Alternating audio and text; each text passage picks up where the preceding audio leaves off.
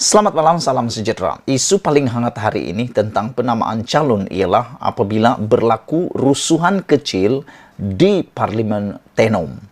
Ini melibatkan satu kejadian melibatkan Peter Anthony, Presiden Parti PKDM, yang mana pencalonannya ditolak.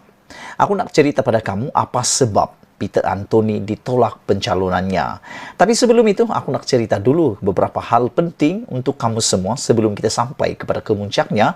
Apa yang menyebabkan Peter Anthony ditolak pencalonan, tidak boleh bertanding dalam PRU kali ini, dan siapa dalang di sebalik. Ada dalangnya, kata mereka. Laporan atau sumber yang kita terima kata ada dalang, ada tangan manusia yang menyebabkan Peter Anthony tidak layak bertanding di Tenom. Aku nak beritahu kamu, ikuti terus ulasan ini. Walau bagaimanapun, aku nak beritahu juga kamu fakta-fakta yang penting yang berlaku hari ini, yaitu SPR mengesahkan bahwa SPR telah menolak 6 pencalonan dan pertandingan di semua 222 kursi. Ini bermakna tidak ada undi ataupun tidak ada calon menang tanpa bertanding. Ini rekod kali pertama yang mana tidak ada satupun kursi menang tanpa bertanding. Semuanya berlaku dengan beberapa penjuru, bahkan ada yang sehingga 9 penjuru. Suruhanjaya pilihan raya hari ini mengesahkan tiada calon menang tanpa bertanding. Pengurusi SPR Tan Sri Abdul Ghani Saleh juga mengatakan penamaan calon di seluruh negara berjalan dengan lancar, dan beliau juga mengatakan bahawa ada SPR telah menolak 6 pencalonan pada hari ini. Salah satunya ialah yang melibatkan Parlimen di Tenom. Jadi aku nak cerita sama kamu sekarang apa yang berlaku di Tenom. Baik. Pencalonan Peter Anthony ditolak. Apa yang berlaku menyebabkan rusuhan kecil di Tenom sehingga memaksa pasukan polis melepaskan pemedih mata untuk menyuraikan perusuh ataupun untuk memulih dan mengawal keadaan. Beberapa rakaman video tular di media sosial menunjukkan kekecewaan berlaku itu. Pasukan polis yang dihantar untuk berkawal di Dewan Penamaan Calon terpaksa mengambil tindakan dengan melontar pemedih mata. Peter merupakan bekas Menteri Pembangunan Infrastruktur Sabah, telah dijatuhi hukuman penjara 3 tahun dan denda RM50,000 oleh Mahkamah Session Kuala Lumpur selepas didapati bersalah memalsukan surat untuk kontrak kerja penyelenggaraan sistem mekanikal dan elektrik di Universiti Malaysia Sabah.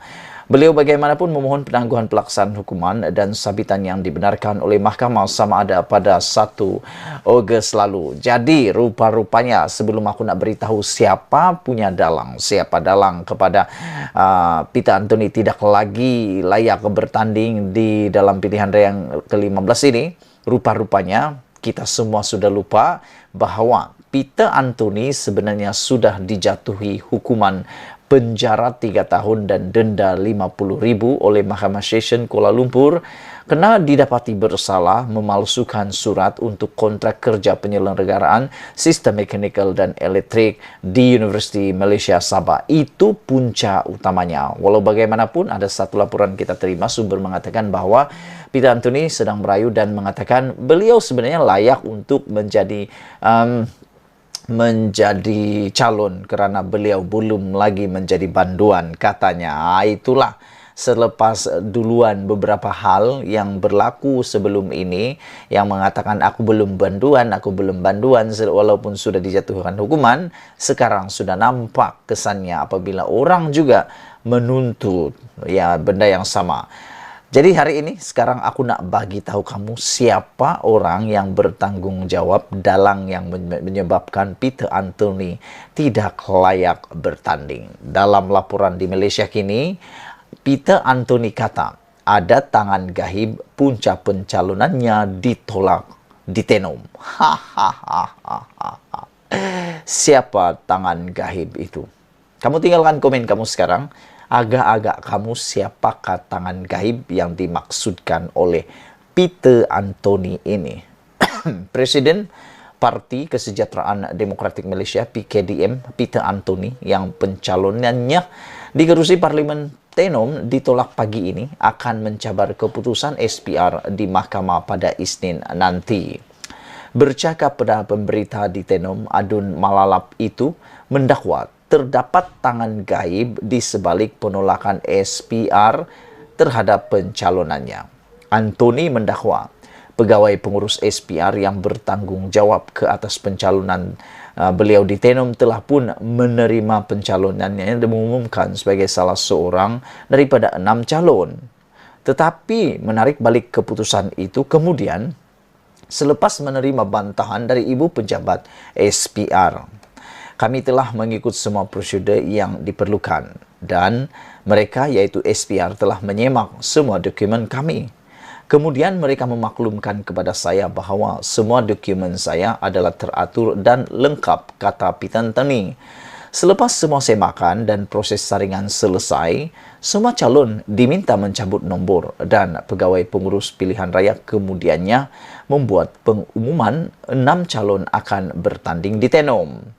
Kami kemudian diminta keluar dewan untuk pengumuman lain. Tetapi malangnya, semasa kami keluar, pegawai tersebut memaklumkan kepada saya bahawa mereka menerima bantahan dari ibu pejabat SPR terhadap pencalonan saya, kata Peter Anthony lagi.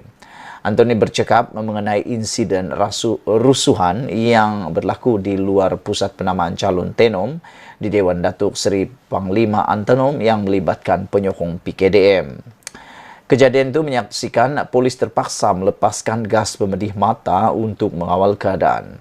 Menurut Anthony, yang sebelum ini bersama warisan sebelum membentuk PKDM, dia telah memberitahu pegawai SPR bahawa tempoh masa bantahan terhadap calon telah pun tamat dan dia telah pun diterima sebagai calon.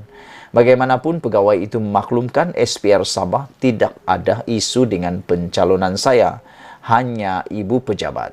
Jadi, inilah yang berlaku awal hari ini. Dan di pihak saya akan memfailkan semakan kehakiman di Mahkamah Isnin ini untuk mendapatkan keputusan sama ada saya layak bertanding atau tidak, kata Peter Anthony.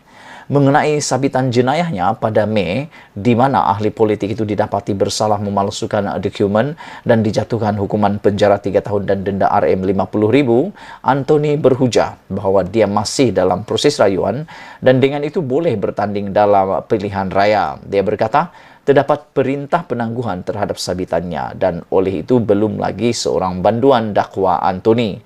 Semasa sidang akhbar itu, Anthony turut memohon maaf atas insiden rusuhan yang melibatkan penyokongnya. Dia berkata mereka bertindak demikian kerana kecewa dengan penolakan itu. Jadi sekarang kita akan tengok adakah Peter Anthony akan bertanding, layak bertanding atau tidak pada hari Isnin ini. Malaysia kita punya, kita jaga sama-sama cintai Malaysiaku. Bye-bye.